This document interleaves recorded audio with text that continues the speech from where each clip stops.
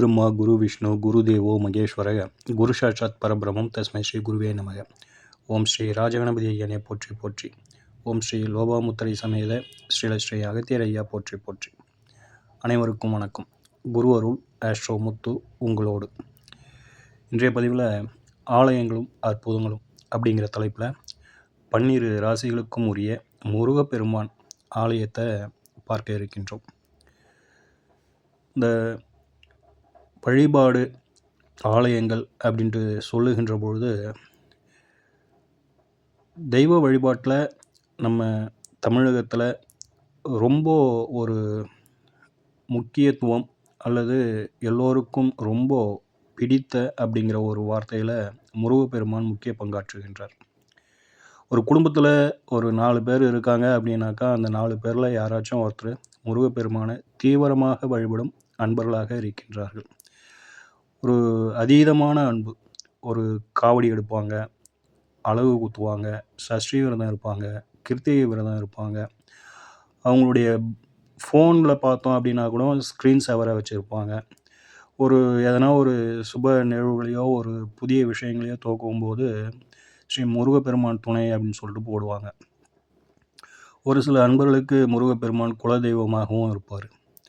இன்னும் ஒரு சிலர்லாம் பார்த்தோம்னா அவங்களுடைய நிறுவனங்களுக்கே முருகப்பெருமானின் திருநாமத்தை வச்சுருப்பாங்க. வரவேற்பறையில் அவருடைய புகைப்படங்களை வச்சு அல்லது விக்கிரகங்களை வச்சு அதை பூஜிப்பாங்க. இப்படி முருகப்பெருமான் அப்படிங்கிறவர் நம்ம தமிழகத்தில் ஒரு 2.5 கலந்த ஒரு தெய்வமாக இருக்கின்றார் அப்படிங்கிறது எந்த ஒரு மாற்று கருத்தும் இல்லை, பார்த்துக்கோங்க.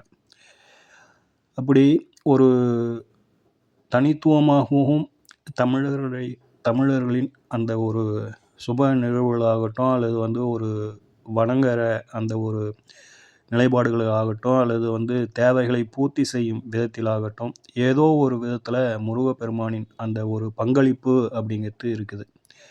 அதை நம்ம எல்லோருமே உணர்ந்திருப்போம் அப்படிங்கிறதுல மாற்று கருத்து இல்லை, பார்த்துக்கோங்க. அப்படிப்பட்ட அந்த முருகப்பெருமானை நம்ம 12 ராசிகாரர்களும் எந்த முருகப்பெருமானுடைய ஆலயத்துக்கு சென்றால் கூடுதல் சிறப்பு தரும் அப்படிங்கிறது தான் இதனுடைய நிலைப்பாடு, பார்த்துக்கோங்க. அதனால் இங்கே தான் போகணும் அப்படிங்கிறது இல்லை. உங்களுக்கு அருகாமையில் இருக்கும் முருகப்பெருமானை நீங்கள் வழிபட்டு வாருங்கள்.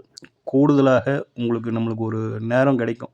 நம்ம போயிட்டு வரணும்னு ஒரு மனம் சொல்லும், அந்த சிந்தனை வரும்.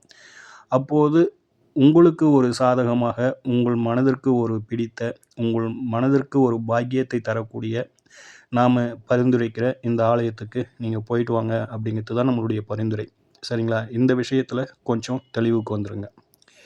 அதாவது நம்மளை சுற்றி ஏதேனும் ஒரு ஆலயம் நிச்சயமாக இருக்குங்க. ஒரு 40 கிலோமீட்டரு அல்லது ஒரு 1 ஹவர் ட்ராவல் பண்ணோம் அப்படின்னாக்கா முருகப்பெருமானின் ஒரு சிறப்பு வாய்ந்த ஒரு சன்னதி அப்படிங்கிறது நிச்சயமாக இருக்கும், பார்த்துக்கோங்க. அப்படி தான் நம்மளது முன்னோர்கள் வடிவமைச்சு வச்சுருக்காங்க. இயற்கையாக அப்படி தான் இதை அமைத்து இருக்கின்றது அப்படிங்கிறது ஒரு நிலைப்பாடு, பார்த்துக்கோங்க. உதாரணமாக சென்னையை எடுத்துக்குவோம். சென்னையை எடுத்துக்கிட்டோம்னா அங்கே பிரதானமாக வடபழனி முருகப்பெருமான். அப்படியே பார்த்தோம் அப்படின்னாக்கா கந்தக்கோட்டம், இல்லைங்களா? இந்த இரண்டையும் தாண்டி கொஞ்சம் தூரம் அப்படியே ட்ராவல் பண்ணோம் அப்படின்னாக்கா திருப்போரூர். இன்னும் கொஞ்சம் தூரம் அப்படியே ட்ராவல் பண்ணோம் அப்படின்னாக்கா திருக்கழுக்குன்றம், வல்லக்கோட்டை. இப்படி அப்படியே கொஞ்சம் அந்த ஒரு 1 ஹவர் ட்ராவலில் அல்லது ஒரு 50 கிலோமீட்டரு, ஒரு 100 கிலோமீட்டர் சரௌண்டிங்கில் நம்மளை சுற்றி நமக்கு மேன்மை தரும், நம்மளுடைய விருப்பத்தை நிறைவேற்றும், நமக்கு ஒரு மகிழ்வை தரும் அப்படின்னு சொல்லக்கூடிய ஆலயங்கள் நிறைய இருந்துக்கிட்டே இருக்கும், பார்த்துக்கோங்க. அதில் நாம் முருகப்பெருமான் அப்படின்னு சொன்னதுனால நம்ம இன்று அதை சார்ந்த விஷயங்களை பற்றி பேசுகின்றோம். இப்போது நம்ம சுற்றி இந்த மாதிரி கோயில்கள் இருக்குது அப்படிங்கிறது உங்களுக்கு ஒரு உதாரணத்துக்கு சொன்னோம். இதே போல் நம்ம எங்கே வசிக்கின்றோமோ அந்த இடத்துக்கு அருகாமையில் இருக்கும் அப்படிங்கிறத பார்த்துக்கோங்க. அதை நம்ம முதல்ல இந்த நம்ம இருக்கிற இடத்துக்கு பக்கத்தில் எந்த கோவில் இருக்குது அப்படிங்கிறத நம்ம ஒரு தெளிவுக்கு வந்துடணும். அவங்கள போயிட்டு நம்ம தொடர்ந்து வழிபாடு பண்ணணும். அது கொஞ்சம் சிறப்பாக இருக்கும். உதாரணமாக இப்போது நாம் பாண்டிச்சேரியில் இருக்கோம். பாண்டிச்சேரியிலேருந்து அருகாமையில் இருக்கும் ஒரு முருகர் ஆலயம் அப்படின்னு சொல்லிட்டு சொன்னோம் அப்படின்னாக்கா மயிலம், பார்த்துக்கோங்க. அப்போது மயிலத்துக்கு மாதத்தில் ஒரு முறை போகலாம் அல்லது 3 மாதத்துக்கு ஒரு முறை போகலாம். ரொம்ப முடியல அப்படின்னாக்கா வருஷத்துக்கு ஒரு முறை போகலாம். வீட்டிலேயே நம்ம அவர்களுடைய திருவுருவ புகைப்படங்களை ஃப்ரேம் பண்ணி வீட்டில் கந்தசஷ்டி கவசங்கள் பாடுவது, கேட்பது, ஆராதனை செய்வது அப்படின்னு சொல்லிட்டு ஒரு ஒரு வழிபாடுகளை தொடர்ந்து செஞ்சிகிட்ருப்போம். இப்போது கூடுதலாக என்ன செய்யணும் அப்படின்னாக்கா, நாம் எந்த ராசியில் பிறந்திருக்கின்றோமோ அந்த ராசிக்கு உகந்த ஒரு ஆலயம் அப்படின்றத தான் நம்ம வந்து இங்கே வந்து பரிந்துரை செய்கிறோம்.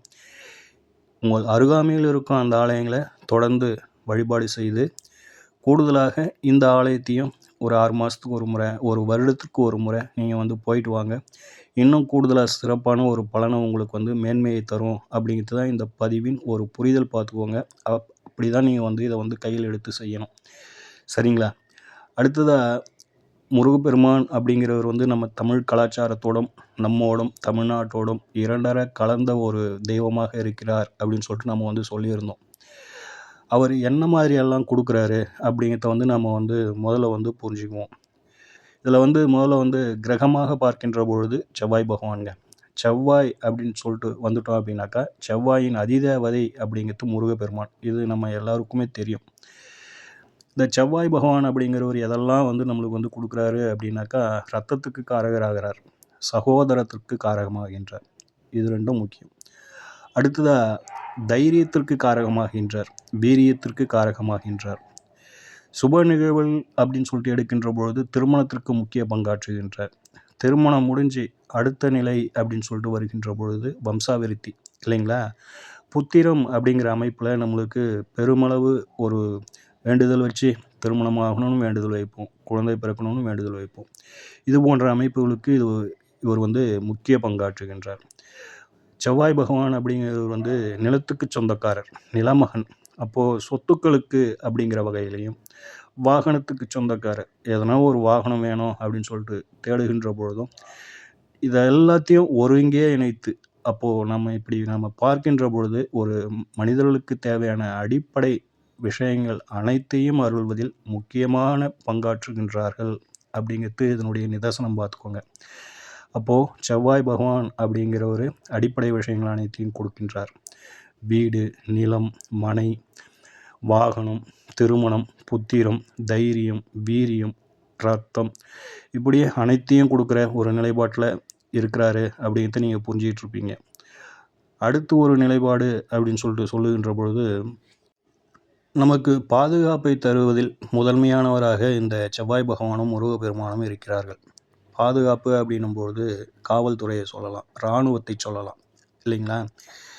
ஆக இது போன்ற நிலைகளில் நமக்கு பாதுகாப்பை தருகின்றார்கள் இவர்கள் இருவரும். அடுத்ததாக ஒரு உதவி அப்படின்னு சொல்லிட்டு வருகின்ற பொழுது இவங்க தான் முன்னாடி வந்து நிற்கிறாங்க. செவ்வாய் அப்படிங்கிறது தான் முன்னாடி வந்து நிற்கிதுன்னு பார்த்துக்கோங்களேன். எந்த வகையில் அப்படின்னாக்கா, ஒரு தீப்பிடிச்சிடுச்சு அப்படின்னாக்கா அந்த தீயணைப்பு துறையை தான் வருகிறார்கள் இல்லைங்களா? இது வந்து ஒரு உதாரணத்துக்கு சொன்னேன். ஆனால் ஒரு உதவி அப்படின்னு சொல்லிட்டு நமக்கு தேவைப்படுகின்ற பொழுது இவங்க 2 பேரும் தான் முன்னாடி வந்து நிற்கிறாங்க அப்படிங்கிறதுல ஒரு மாற்று கருத்து இல்லை. பார்த்துக்கோங்க. ஒரு மருத்துவம் அப்படின்னு சொல்லிட்டு எடுத்துக்கிட்டிங்கனாலும் இவங்க தான் வந்து முதன்மையாக இருக்கிறாங்க. ஒரு தேசப்பற்று அப்படின்னு சொல்லிட்டு சொன்னோம்னாலும், ஒரு பாதுகாப்பு என்று சொன்னோம்னாலும், ஒரு தப்பை தட்டி கேட்கணும் அல்லது அதை வந்து தப்பை எடுத்துரைக்கணும் அப்படின்னாலும் இவங்க தான் வந்து முதன்மையாக நிற்கிறாங்க. இந்த செவ்வாயின் காரகத்துவமும் இது இல்லாமல் வந்து அது இல்லை அப்படிங்கிறத பார்த்துக்கோங்க. ஒரு வேகம் தேவைப்படுகிறது. ஒரு விஷயத்தை வந்து மந்தப்படுத்தக்கூடாது. ஒரு வேகமாக ஒரு முடிவெடுக்கணும். தைரியமாக போல்டாக வந்து ஒரு விஷயத்தை முன்னிருந்து செய்யணும். ஒரு நிர்வாகம் பண்ணணும் அப்படின்லாம் வந்துட்டோம் அப்படின்னாக்கா, இவர்களின் நிலை ரொம்ப முக்கியம் அப்படிங்கிறத பார்த்துக்கோங்க. உதாரணமாக ஒரு குடும்பத்தில் ஒரு ஒரு தொழிலில் ஏதோ ஒரு தர்ம சங்கடமான நிலை போயிட்டுருக்குது. தைரியமாக போல்டாக ஒரு முடிவு எடுத்தால் தான் இதுக்கு வந்து ஒரு தீர்வு கிடைக்கும் அப்படின்னும்போது, அந்த நேரத்தில் வந்து அந்த மந்தத்தன்மை ஒத்து வராது. பார்த்துக்கோங்க. அப்படியான ஒரு நிலைப்பாடுகளில் இந்த தைரியம் அப்படிங்கிறது முன்னாடி வந்து நின்று மனதில் தைரியத்தை கொடுத்து, நீ செய், நான் பார்த்துக்கிறேன் அப்படிங்கிற மாதிரியான ஒரு நிலைப்பாட்டை தந்து நம்மை வந்து மேன்மைப்படுத்துது அப்படிங்கிறதுல எந்த ஒரு மாற்று கருத்தும் இல்லை. பார்த்துக்கோங்க. அப்படியான ஒரு நிலைப்பாடுகளை நம்மளுடைய வாழ்க்கையில் வந்து இவர்கள் இருவரும் செய்து கொண்டு இருக்கின்றார்கள் அப்படிங்கிறது ஒரு நிதர்சனமான ஒரு உண்மை. பார்த்துக்குவாங்க. சரி, இப்படியெல்லாம் நமக்கு வந்து ஒரு நல்ல நிலைப்பாட்டை தரும் இந்த முருகப்பெருமானும் செவ்வாய் பகவானும் இந்தியா அப்படின்னு சொல்லிட்டு எடுத்துக்கிட்டிங்கன்னா, வேறு எங்குமே வந்து இவங்களுக்கு வந்து இந்த அளவுக்கு வந்து நம்ம தமிழ்நாட்டில் இருக்கும் அந்த ஒரு ஆளுமை, அந்த தமிழ்நாட்டில் இருக்கும் அந்த கிரகங்களின் அந்த கதிர்வீச்சு அப்படிங்கிறது வேற எந்த ஒரு மாநிலத்திலும் இல்ல பார்த்துக்கோங்க. நமது முன்னோர்கள் செவ்வாய் பகவானின் ஆளுமையும், செவ்வாய் பகவானின் அந்த கதிர்வீச்சும் உள்ள இடங்களை தேர்ந்தெடுத்து, பார்த்து, கண்டறிந்து, அந்த இடத்துல வந்து ஒரு முருகப்பெருமானின் ஆலயத்தை நிறுவி, இனி வரும் அடுத்த தலைமுறையினர்களுக்கு இதெல்லாம் வந்து நல்ல விதத்தில் பயன்படணும் அப்படின்னு சொல்லிட்டு அந்த ஆலயங்களை நிறுவி அதற்குண்டான அந்த பூஜை முறைகளை செய்து இன்றளவும் வந்து போற்றப்படுகிறது, பின்பற்றப்படுகிறது. செவ்வாய் பகவான், முருகப்பெருமான் அப்படிங்கிறவங்களுக்கு வந்து ஒரு தனித்துவம் இருக்கிறது அப்படின்னாக்கா, இந்திய அளவில் எடுத்துக்கிட்டோம்னாக்கா அது தமிழகத்தை தவிர வேறு எங்கும் இல்லாத ஒரு சிறப்பு நம்மக்கிட்ட இருக்குது அப்படிங்கிறது இதனுடைய கூடுதல் தகவல் பார்த்துக்கோங்க. சரிங்களா? அப்படி ஒரு சிறப்பு மிக்க, சக்தி வாய்ந்த, தனித்துவம் வாய்ந்த ஒரு முருகப்பெருமானுக்குரிய தலங்கள், ஸ்தலங்கள், ஆலயங்கள் அப்படின்ட்டு தான் நம்ம வந்து இந்த பதிவில் வந்து பார்க்க போகிறோம். இதில் வந்து நீங்கள் வந்து முதல்லயே வந்து ஒரு தெளிவுக்கு வந்துருங்க. அதாவது உங்களுக்கு அருகாமையில் இருக்கும் முருகப்பெருமானை முதலில் வழிபடுங்கள். தொடர்ந்து வழிபடுங்கள். அடுத்ததா நாம சொல்ற உங்களுடைய ராசிக்கு உகந்த இந்த முருகப்பெருமானை வருடத்தில் ஒரு முறை, வருடத்தில் ஒரு 2 முறை, உங்களால் முடியும் அப்படின்னாக்கா மாதத்தில் ஒரு முறை கூட தொடர்ந்து சென்று வழிபட்டு உங்களை மேன்மையாக்கி கொள்ளுங்கள். இன்னும் கூடுதலான பலன்களை பெற்று வாழ்வில் ஒரு உயர்ந்த நிலையை அடையுங்கள் அப்படிங்கிறத நம்மளுடைய பரிந்துரை பார்த்துக்கோங்க. சரிங்களா? ரைட். இப்போது அது என்ன ராசிக்கு அப்படின்னு சொல்லிட்டு உங்களுக்குள்ள ஒரு கேள்வி வரும். அதுக்கு முதல்ல வந்து ஒரு தெளிவை கொடுத்துருவோம். சரிங்களா? எந்த ஒரு நிகழ்வை தொட்டாலும் நம்மளுக்கு மனசுக்கு தான் வந்து நம்ம வந்து முக்கியத்துவம் கொடுக்குது. மனசு தான் வந்து வெற்றி பெறுது. மனசு தான் வந்து ஜெயிக்குது. அந்த மனம் அப்படிங்கிறது சந்திரன் பார்த்துக்கோங்க. உதாரணமாக ஒரு 4 கல்வியை கொடுத்து அந்த 4ல் எதனா ஒன்று சூஸ் பண்ணு அப்படின்னாக்கா, உங்கள் மனசு எதை வந்து விரும்புதோ, உங்கள் மனசுக்கு எது பிடிக்குதோ அந்த கல்வியை தான் நம்ம வந்து சூஸ் பண்ணுவோம். ஒரு கடைக்கு போகிறோம், ஒரு ட்ரெஸ் எடுக்கிறோம் அப்படின்னாக்கா, அங்கே இருக்கிற எல்லா ட்ரெஸ்ஸையும் வந்து நம்ம வந்து எடுத்துறதில்ல. நம்ம மனசுக்கு எந்த ட்ரெஸ்ஸு பிடிச்சிருக்குதோ அந்த ட்ரெஸ்ஸை தான் நம்ம வந்து எடுக்கிறோம். ஒரு ஹோட்டலுக்கு போகிறோம், அவங்க சொல்கிற அத்தனை ஒரு உணவு பட்டியலையும் நம்ம வந்து கேட்டுறதில்ல. எனக்கு தோசை பிடிக்கும், அந்த தோசையிலையும் எனக்கு வந்து மசால் தோசை பிடிக்கும் அப்படின்னு சொல்லிட்டு நம்ம மனசுக்கு பிடித்த ஒரு உணவை தான் நம்ம வந்து தேர்ந்தெடுக்கிறோம். ஒரு மனசுக்கு பிடித்த ஒரு பைக்கில் தான் நம்ம வந்து சூஸ் பண்ணுறோம். ஒரு மனசுக்கு பிடித்த ஒரு வாழ்க்கை துணையை தான் நம்ம வந்து தேர்ந்தெடுக்கிறோம். மனசுக்கு பிடித்து இருக்குது அப்படிங்கிறதுனால தான் நம்ம வந்து ஒரு காதல் அப்படிங்கிற ஒரு நிலைப்பாட்டை ஏற்றோம். சரிங்களா? இப்படி நாம் நமக்கு வாழ்க்கையில் நம்ம எதை தொட்டோம்னாலும் நம்ம மனசுக்கு பிடிச்சிருக்கணும் முதல்ல. அந்த மனம் விரும்புவதை மட்டும்தான் நம்ம வந்து கையில் எடுக்கிறோம் அப்படிங்கிறது தான் இதனுடைய கான்செப்ட். அப்போ அந்த மனசு அப்படிங்கிறது சந்திரன் இல்லைங்களா? அந்த சந்திரன் அப்படிங்கிறது தான் இங்கே வந்து ராசி. இதுவரையிலும் உங்களுக்கு வந்து புரிஞ்சிருக்கும்னு நான் நம்புகிறேன். ஸோ அந்த சந்திரனுக்கு பாக்கியம் அப்படிங்கிறது தான் தெய்வம். ஒரு உபாசனா தேவதையை சொல்லக்கூடிய ஒரு இடமாக அந்த 9ஆம் இடம் இருக்குது பார்த்துக்கோங்க. லக்னத்திற்கு 9ஆம் இடம் எப்படி வந்து ஒரு தெய்வ அனுகூலத்தையும் உபாசனா தேவதையும் சொல்லக்கூடிய ஒரு இடமாக இருக்கின்றதோ, அதே போல் வந்து நம்ம மனசு அப்படிங்கிறது சந்திரன். நாம் பிறந்த அந்த ஜென்ம ராசிக்கு பாக்கியம் அப்படிங்கிறது ஒன்று உண்டு இல்லைங்களா? அந்த அந்த ராசியை நாம் தேர்ந்தெடுத்து அந்த ராசி எது போன்ற தன்மைகளில் இருக்கின்றது, அந்த ராசியின் அதிபதி யார், அந்த ராசியில் உள்ள நட்சத்திரங்கள் என்ன, அந்த ராசி சுட்டி காட்டும் அந்த ஒரு தன்மைகள் என்ன அப்படிங்கிறதெல்லாம் கொஞ்சம் கூர்ந்து அதை வந்து கொஞ்சம் சீர்தூக்கி பார்த்து அதற்குரிய ஒரு முருகப்பெருமான் ஆலயமாக எது இருக்கும், உபாசன தேவதையாக எது இருக்கும் அப்படின்ட்டு நம்ம முருகருக்காக நம்ம வந்து அதை வந்து கொஞ்சம் பரிசீலனை செய்திருக்கோம். மற்றைய தேவதைகளுக்கு நம்ம வந்து அதை வந்து எடுக்கல. ஸோ முதல்ல வந்து நீங்கள் வந்து முருக பக்தர்களாக இருக்கணும். எனக்கு முருகரை பிடிக்கும் அப்படின்ற நிலைப்பாட்டில் இருக்கணும். அடுத்ததாக உங்களுக்கு அருகில் இருக்க ஆலயங்களுக்கு செல்லுங்கள் அப்படிங்கிறது நம்மளுடைய பரிந்துரை. அதுக்கு அடுத்தது நாம் இப்படி தான் இந்த ஆலயத்தை தேர்ந்தெடுத்திருக்கிறோம். இந்த ஆலயத்திற்கு உங்களால் முடிந்தபோது சென்று வாருங்கள். உங்கள் வாழ்க்கையை மேன்மைப்படுத்தி கொள்ளுங்கள் அப்படிங்கிறது அடுத்த ஒரு செய்தி பார்த்துக்கோங்க. சரிங்களா?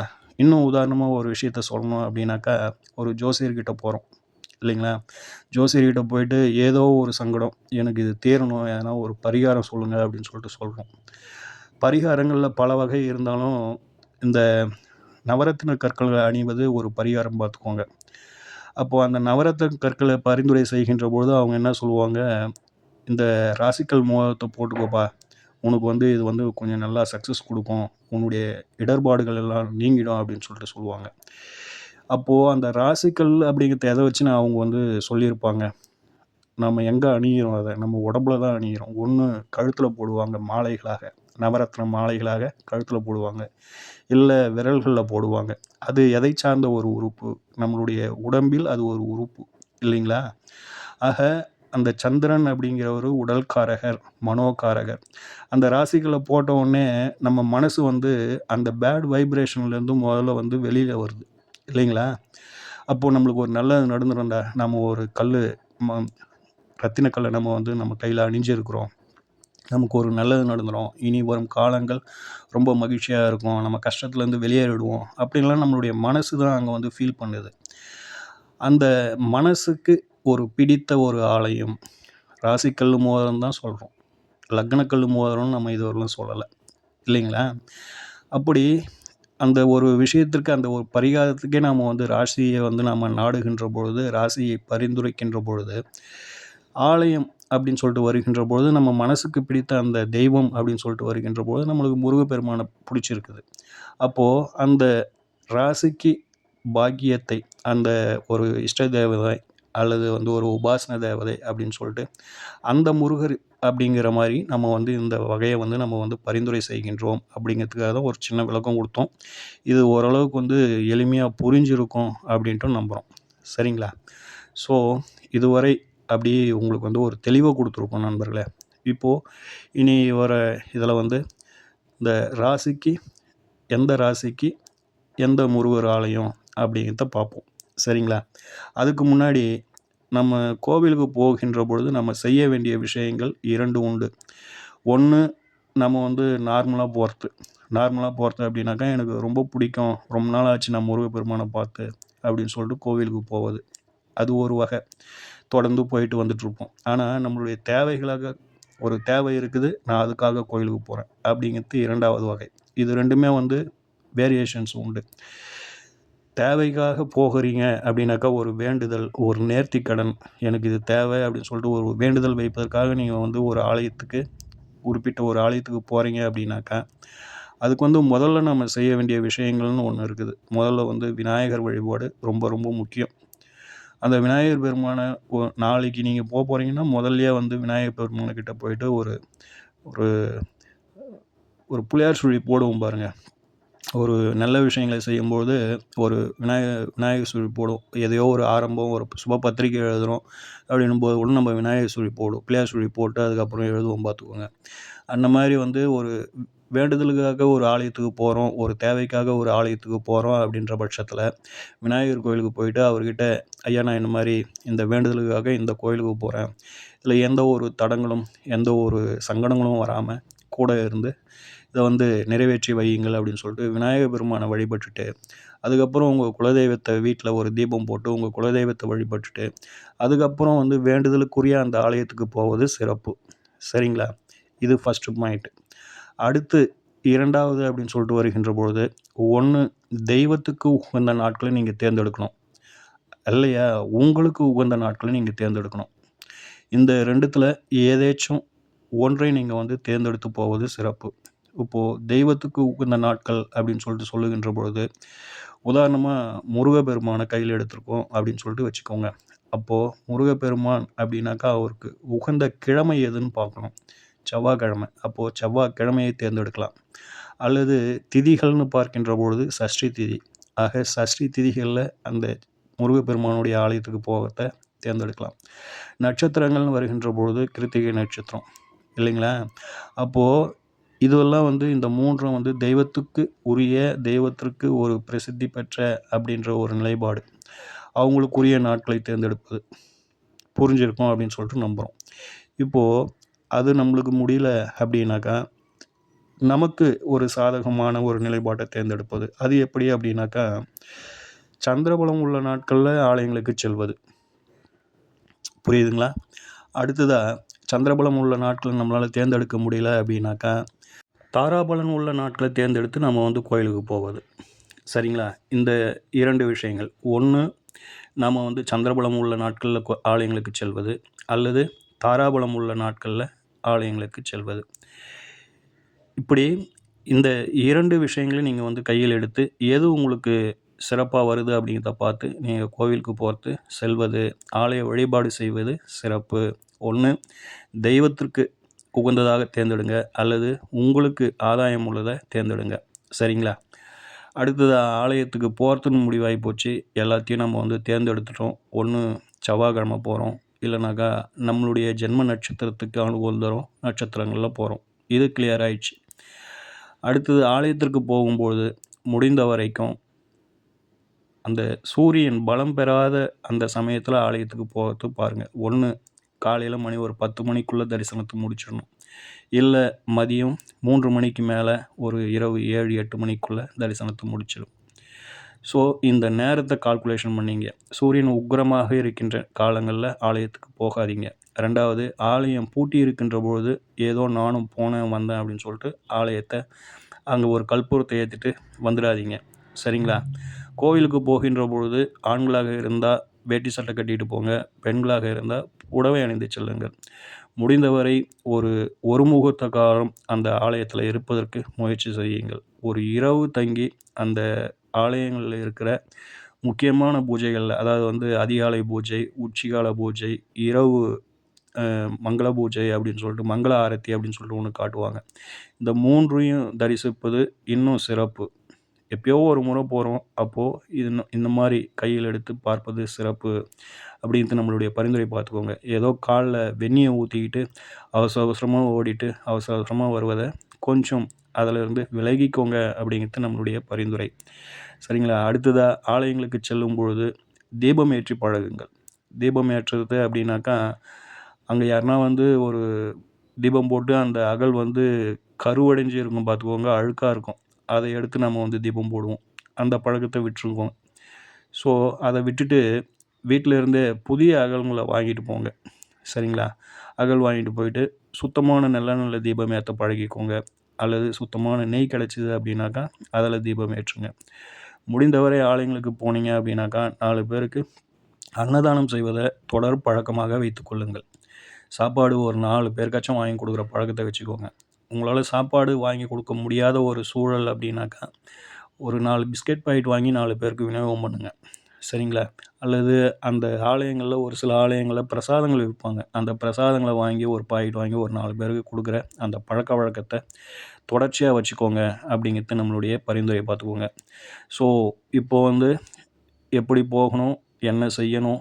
எது போன்ற விஷயங்கள நீங்க செய்யணும் அப்படிங்கிறதெல்லாம் ஓரளவுக்கு வந்து கொஞ்சம் கிளியர் ஆகியிருக்கும் அப்படின்னு சொல்லிட்டு நம்புறோம். இப்போ அந்த ஆலயங்கள பற்றி நம்ம வந்து சொல்லிடுறோம். அத வந்து நோட்ஸ் எடுத்து வச்சுக்கோங்க. அல்லது நோட்ஸ் எடுத்து வச்சுக்கிறது பெட்டர். இல்ல அப்படின்னாக்கா உங்களுக்கு எப்ப தேவைப்படுதோ இந்த வீடியோவ திரும்பவும் வந்து பார்த்து பயனடைந்து கொள்ளுங்கள். சரிங்களா? இப்போ மேஷ ராசியில் பிறந்த அன்பர்களுக்கான முருகப்பெருமானின் ஆலயத்தை எழுதி வச்சுக்கோங்க. இப்போ மேஷ ராசியில நீங்க பிறந்திருக்கீங்க அப்படின்னு சொல்லுகின்ற பொழுது, அதற்கான பாக்கியம் அப்படிங்கிறது வந்து தனுசு இல்லைங்களா? தனுசின் ஆட்சி கிரகம் அப்படின்னு சொல்லிட்டு சொல்லுகின்ற பொழுது குரு பகவான். அப்போ குருவின் ஆதிக்கம் நிறைந்த ஒரு முருகப்பெருமானுடைய ஆலயம் அப்படின்னு சொல்லிட்டு சொன்னோம் அப்படின்னாக்கா திருச்செந்தூர் இல்லைங்களா? ஆக திருச்செந்தூர் செந்தில் ஆண்டவர் கோவில நீங்க வந்து போயிட்டு வழிபாடு செய்யலாம் அப்படிங்கிறது ஒரு நிலைப்பாடு பார்த்துக்கோங்க. அடுத்ததா அது வந்து 9ஆம் இடம். தந்தையை குறிக்கக்கூடிய ஒரு இடம். 9ஆம் இடம் என்பது தந்தை ஸ்தானம் இல்லைங்களா? அப்போ தந்தைக்கே இவர் வந்து குருவாக இருந்து உபதேசம் செய்த இடம் அப்படின்னு சொல்லிட்டு ஒண்ணு இருக்குது இல்லைங்களா? அது வந்து சுவாமிமலை. அந்த சுவாமிமலையில இருக்கும் முருகப்பெருமான நீங்க வந்து தொடர்ந்து வந்து நீங்க வந்து வழிபாடு பண்ணலாம் அப்படிங்கிறது இன்னொரு நிலைப்பாடு பார்த்துக்கோங்க. ஸோ உங்களுக்கான ஆலயமாக முதல் தரமாக சொல்வது சுவாமிமலை முருகப்பெருமான். அடுத்ததா சொல்வது திருச்செந்தூர் முருகப்பெருமான், செந்தில் ஆண்டவர் அப்படிங்கிறத பார்த்துக்கோங்க. அடுத்த நிலைப்பாடாக கோபிச்செட்டிப்பாளையம் அப்படிங்கிற ஊர்ல இருந்து பச்சைமலை முருகப்பெருமான் அப்படிங்கிறதும், எட்டுக்குடி முருகப்பெருமான் அப்படிங்கிறதும் உங்களுக்கு கூடுதலா வந்து போலாம், பார்க்கலாம், வணங்கலாம் அப்படிங்கிறத மனசுல வச்சுக்கோங்க. இப்போ சொல்லப்பட்ட இந்த 4 ஆலயங்கள்ல உங்களுக்கு எது அருகாமையில் இருக்குதுன்னு பாருங்கள். எந்த ஆலயத்துக்கு வந்து தொடர்ந்து நம்மளால் வந்து கொஞ்சம் சீக்கிரமாக போயிட்டு பார்த்து அவரோட ஒரு ஐக்கியமாகலாம், அல்லது அவரை அருளை பெற்று வாழ்க்கையை நீங்கள் வந்து வளமாக்கி கொள்ளலாம் அப்படிங்கிறது தான் இதில் ஒரு சிறப்பு பார்த்துக்கோங்க. சரிங்களா? ஆக மேஷத்துக்கு இப்போ நம்ம சொன்ன ஆலயங்களை எழுதி வச்சுக்கோங்க. அடுத்ததாக ரிஷபராசியில் பிறந்த அன்பர்களுக்கான ஒரு ஆலயம் அப்படின்னு சொல்லிட்டு சொல்லுகின்ற பொழுது, ரிஷபத்திற்கு பாக்கியம் அப்படின்னு சொல்லிட்டு சொல்லும்பொழுது மகர ராசி இல்லைங்களா? ஆக உங்களுடைய முருகப்பெருமான் அப்படின்னு சொல்லிட்டு சொல்லுகின்ற பொழுது பழனிமலை தண்டாயுதபாணி சுவாமிகள். சரிங்களா? அடுத்ததாக மிதுனம். மிதுனத்துக்கு பாக்கியம் அப்படின்னு சொல்லிட்டு சொல்லுகின்ற பொழுது கும்பம். ஆக உங்களுடைய முருகப்பெருமான் அப்படின்னு சொல்லுகின்ற பொழுது கோயம்புத்தூரில் மருதமலை சுப்பிரமணிய சுவாமி. சரிங்களா? அடுத்ததாக திருச்செங்கோடு செங்கோட்டு வேலவர் முருகப்பெருமானுங்க. இந்த இரண்டையும் வந்து நீங்கள் வந்து கையில் எடுங்க, உங்களுக்கு நல்லா சூப்பராக இருக்கும் அப்படிங்கிறது நம்மளுடைய பரிந்துரை பார்த்துக்கோங்க. அடுத்ததாக கடகம். கடகத்தின் பாக்கியம் அப்படின்னு சொல்லும்பொழுது மீனம் இல்லைங்களா? அப்போது மீனம் அப்படிங்கிறது வந்து ஒரு கடல் ராசி, நீர் ராசியிலே வந்து இது வந்து கடலை சுட்டி காட்டக்கூடிய ஒரு இடம். அதனால் வந்து முதல்ல வந்து திருச்செந்தூர் செந்தில் ஆண்டவர் கோயில், அடுத்ததாக சுவாமிமலை முருகப்பெருமான். சரிங்களா? இந்த இரண்டையும் நீங்கள் வந்து கையில் எடுக்கலாம் அப்படிங்கிற மாதிரியான ஒரு நிலைப்பாடு. அடுத்ததாக கும்பராசியில் பிறந்த அன்பர்களுக்கான முருகப்பெருமான் ஆலயம். சிம்மம் அப்படிங்கிறதுக்கு வந்து ஒரு பாக்கிய ராசி அப்படின்னு சொல்லிட்டு சொல்லுகின்ற பொழுது மேஷம். அதனால் வந்து மேஷம் அப்படின்னு சொல்கிறது வருகின்ற பொழுது அது வந்து பழனிமலை தண்டாயுதபாணி ஐயன், அடுத்ததாக ரத்னகிரி முருகர். இந்த இரண்டில் உங்களுக்கு எது பக்கமாக இருக்குதுன்னு பார்த்துக்கோங்க. இந்த 2 ஆலயங்களில் ஒரு ஆலயத்துக்கு நீங்கள் வந்து தொடர்ந்து சென்று வாருங்கள். சரிங்களா? அடுத்ததாக கன்னியா ராசி அப்படின்னு சொல்லிட்டு சொல்லுகின்ற பொழுது இதனுடைய பாக்கிய ராசியாக ரிஷபம் வரும். அப்போது உங்களுக்கான ஆலயம் அப்படின்னு சொல்லிட்டு சொல்லுகின்ற பொழுது திருப்பரங்குன்றம் சுப்பிரமணிய சுவாமி கோயில். சரிங்களா? அடுத்ததாக ரத்னகிரி முருகப்பெருமான் ஐயன். இந்த இரண்டும் உங்களுக்கானது. அடுத்ததாக துலாம் ராசி அப்படின்னு சொல்லிட்டு வருகின்ற பொழுது இந்த துலாத்துக்கு பாக்கியம் அப்படின்னு சொல்லிட்டு சொல்லுகின்ற பொழுது மிதுனம். அதனால் மதுரை பழமுதிர்ச்சோலை முருகப்பெருமான் ஆலயம். சரிங்களா? அடுத்ததாக திருத்தணி முருகப்பெருமான். இந்த இரண்டில் உங்களுக்கு ஏதேனும் ஒன்றை நீங்கள் தேர்ந்தெடுக்கலாம், அல்லது இரண்டுக்கும் கூட நீங்கள் சென்று வரலாம். சரிங்களா? அடுத்ததாக விருச்சிகம் அப்படின்னு சொல்லிட்டு சொல்லுகின்ற பொழுது என்னுடைய பாக்கிய ராசி கடகம் இல்லைங்களா? கடகத்தில் உச்சம் பெறும் கிரகமாக குரு பகவான் இருக்கின்றார். ஆக குருவின் ஆதிக்கம் நிறைந்த ஒரு முருகப்பெருமான் ஸ்தலம் அப்படின்னு சொல்லிட்டு சொல்லுகின்ற பொழுது திருச்செந்தூர். ஆக திருச்செந்தூர் முருகப்பெருமான் ஆலயத்தையும், கூடுதலாக வந்து சிக்கல் சிங்கார வேலர் ஆலயத்தையும் நீங்கள் வந்து கையில் எடுப்பது சிறப்பு அப்படிங்கிற மாதிரியான ஒரு நிலைப்பாடு பார்த்துக்கோங்க. சரிங்களா? அடுத்ததாக தனுசு ராசிக்கு பாக்கியம் அப்படின்னு சொல்லிட்டு சொல்லுகின்ற பொழுது சிம்மம். சரிங்களா? சிம்மம் அப்படின்னு சொல்லிட்டு சொல்லுகின்ற பொழுது இது வந்து திருப்பூர் மாவட்டத்தில் காங்கேயம் அருகில் உள்ள சிவன்மலை சுப்பிரமணியர் கோயிலை வந்து நீங்கள் வந்து தொடர்ந்து வந்து வழிபடலாம். அடுத்ததாக சுவாமிமலை முருகப்பெருமானையும் நீங்கள் வந்து தொடர்ந்து வழிபட்டு வரலாம் அப்படிங்கிறது ஒரு நிலைப்பாடு. சரிங்களா? அடுத்ததாக மகரத்தின் பாக்கிய ராசி அப்படின்னு சொல்லிட்டு சொல்லுகின்ற பொழுது கன்னி. சரிங்களா? அப்போது கன்னி அப்படின்னு சொல்லிட்டு வருகின்ற பொழுது உங்களுக்கான ஆலயம் அப்படின்னு பார்க்கின்ற பொழுது பழமுதிர்ச்சோலை மதுரை முருகப்பெருமான், அடுத்ததாக திருச்சி வயலூர் முருகப்பெருமான். இந்த இரண்டில் நீங்கள் இருக்கிற இடத்துக்கு பக்கமாக எந்த முருகப்பெருமான் ஆலயம் இருக்குதுன்னு பாருங்கள். அதற்குரிய நாட்களில் சென்று ஐயனை வழிபட்டு உங்களின் வாழ்க்கையை வளமாக்கி கொள்ளுங்கள். அடுத்த ராசியாக கும்பராசி. கும்பம் அப்படின்னு சொல்லிட்டு வருகின்ற பொழுது அதனுடைய பாக்கியம் அப்படிங்கிறது துலாம் இல்லைங்களா?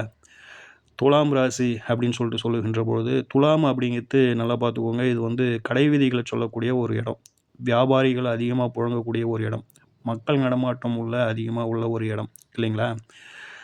அந்த இடத்துல தான் வந்து துலாத்தில் தான் வந்து நீதி, நேர்மை, தர்மம் அப்படிங்கிறதுக்கான ஒரு கிரகமான சனீஸ்வர பகவான் உச்சம் பெறுகின்றார். அப்போது நீதி அப்படின்னு சொல்லிட்டு வருகின்ற பொழுது கோர்ட்டு, நீதிமன்றம் அப்படின்னு சொல்லிட்டு நம்ம சொல்லணும் இல்லைங்களா? அப்போது உங்களுக்கான ஒரு முருகப்பெருமான் ஆலயமாக எதை சொல்லலாம் அப்படின்னாக்கா, சென்னை கந்தக்கோட்டத்தில் இருக்கிற முருகப்பெருமான் ஆலயத்தை நீங்கள் வந்து தொடர்ந்து வழிபாடு பண்ணுங்கள் அப்படிங்கிறது நம்மளுடைய பரிந்துரை பார்த்துக்கோங்க. சரிங்களா? அடுத்ததாக மீனத்தின் பாக்கியம் அப்படின்னு சொல்லிட்டு சொல்லுகின்ற பொழுது விருச்சிகம் இல்லைங்களா? உங்களின் ஒரு முருகப்பெருமான் ஆலயம் அப்படின்னு சொல்லுகின்ற பொழுது சிக்கல் சங்கார வேலர் அப்படிங்கிறத பார்த்துக்கோங்க. அந்த முருகப்பெருமானை தொடர்ந்து வழிபாடு பண்ணுங்க அப்படிங்கிறது நம்மளுடைய பரிந்துரை. சரிங்களா?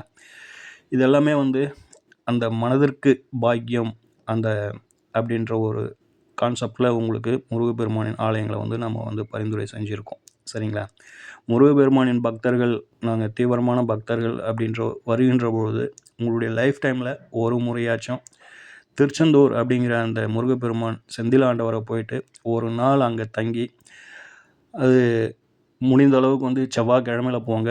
செவ்வாய்க்கிழமையில குரு ஓரையில் அங்கே இருக்கிற மாதிரி பார்த்துக்கோங்க. அதிலும் குறிப்பாக அதிகாலை பூஜை முதல் பூஜை கொடிமரத்தால் நடக்கும். அந்த கொடிமர பூஜையில் முடிஞ்ச அளவுக்கு கலந்துக்கோங்க. அப்படி அந்த பூஜை முடிஞ்சு அப்படியே நம்ம உள்ளே போகின்ற பொழுது அந்த 6 to 7 அப்படிங்கிறது அந்த செவ்வாய்க்கிழமை அப்படிங்கிற பொழுது, அல்லது அந்த வியாழக்கிழமை அப்படிங்கிற பொழுது அந்த குரு ஓரை வந்துடும் பார்த்துக்கோங்க. இப்படி அந்த கிழமைகளை பார்த்துக்கோங்க. அந்த ஓரைகளையும் கொஞ்சம் கையில் எடுத்துக்கோங்க. அதனால் அந்த ஒரு நாள் நம்ம அந்த ஆலயங்களில் இருக்கின்ற பொழுது இந்த இரண்டும் நம்மளுக்கு கைக்கூடி வந்துடும்னு வச்சிங்களேன். இப்போது செவ்வாய்க்கிழமை அங்கே போகிறோம் அப்படின்னாக்கா செவ்வாய்க்கிழமையில அந்த குரு ஓரை அப்படிங்கிறது ஒன்று வந்துடும். வியாழக்கிழமை போகிறோம் அப்படின்னாக்கா அதுலேயும் அந்த செவ்வாய் ஓரைன்றது ஒன்று வந்துடும். அதனால் அந்த அதிகாலை பூஜையில் கலந்துக்கோங்க. அதே மாதிரி உச்சிகால பூஜை, இரவில் மங்கள ஆரத்தி, அதுக்கடுத்தது அந்த கடலில் நீராடுவது, ஆழிக்கிணறு அந்த தீர்த்தத்தில் நீராடுவது, இதெல்லாம் செஞ்சுட்டு முடிந்தாலே அது ஒரு புண்ணிய ஸ்தலம் பார்த்துக்கோங்க. அங்கெல்லாம் போனீங்க அப்படின்னாக்கா காலில் அந்த காலணிகள் என்று சொல்லக்கூடிய அந்த செருப்புகளை நீங்கள் தங்கி இருக்கிற இடத்துலையே விட்டுட்டு போயிடுங்க. கோவில் வரைக்கும் அதெல்லாம் எடுத்துகிட்டு போகாதீங்க. பல புண்ணிய ஆத்மாக்கள் நடமாடிய இடமாக அந்த ஒரு அற்புத ஸ்தலம் இருக்கும் பார்த்துக்கோங்க. அதனால் அந்த புண்ணிய ஆத்மாக்கள் பாதம் பட்ட அந்த மண்ணில் நம்மளுடைய பாதமும் படட்டுமே. நம்மளுடைய பாதமும் பட்டு அதுவும் அந்த ஒரு நல்ல நிலையை ஏற்றட்டுமே. அதனால் முடிஞ்ச அளவுக்கு அந்த இது போன்ற புண்ணிய ஸ்தேத்திரங்களுக்கு செல்லுகின்ற பொழுது அந்த காலணிகளை நம்ம ஏதோ ஒரு இடத்துல தங்கறதுக்கு ஒரு ரூம் போட்டிருப்போம் இல்லைங்களா? அந்த ரூம்லேயே விட்டுட்டு போயிடுங்க. கோவில் வரைக்கும் நம்ம அந்த காலணிகளை போட்டுக்கிட்டு அந்த மண்ணை மிதிச்சுக்கிட்டு நடந்துக்கிட்டு போயிட்டுருப்போம் பார்த்துக்கோங்க. அதை இனி வரும் காலங்களில் கொஞ்சம் தவிர்த்துக்குங்க அப்படிங்கிறது நம்மளுடைய பரிந்துரை பார்த்துக்கோங்க. சரிங்களா? ஆக முருகப்பெருமான் அப்படிங்கிற ஒரு அற்புதமான தெய்வத்தின் 12 ராசிகளுக்கும் உரிய ஒரு இடங்களையும் ஆலயங்களையும் உங்களுக்கு பரிந்துரை செய்திருக்கோம். போயிட்டு வாங்க. நிச்சயமாக உங்கள் வாழ்க்கையில் இருக்கின்ற அந்த பயம் முதல்ல விலகும், எதிரிகள் தொல்லை நீங்கும், மனோதைரியம் கூடி வரும், சுப நிகழ்வுகள் அப்படிங்கிறதும் ஒரு பாதுகாப்பு அப்படிங்கிறதும் உங்களுக்கு உங்கள் மனதளவில் கிடைக்கும் அப்படிங்கிறத பார்த்துக்கோங்க. சரிங்களா? ஆக முருகப்பெருமான் வழிபாடு அப்படிங்கிறது ஒரு மனிதனின் அடிப்படை தேவைகள் அனைத்தையும் கொடுக்கக்கூடிய ஒரு தெய்வமாக இருக்கின்றார் அப்படிங்கிறது எல்லளவும் மாற்றமில்லை, சந்தேகம் இல்லை, பார்த்துக்கோங்க. அதை தான் இந்த பதிவின் முதல்லையே விளக்கம் கொடுத்துருந்தேன். மறந்துருக்க மாட்டீங்க அப்படின்னு சொல்லிட்டு நம்புகின்றோம். சரிங்களா? ஆக இன்றைய பதிவு உங்களுடைய மனதுக்கு எது போன்ற ஒரு நிகழ்வை தந்தது அப்படிங்கிற ஒரு கருத்தையும் மறக்காமல் கமெண்ட் பாக்ஸில் பதிவேற்றம் செய்யுங்கள். சரிங்களா?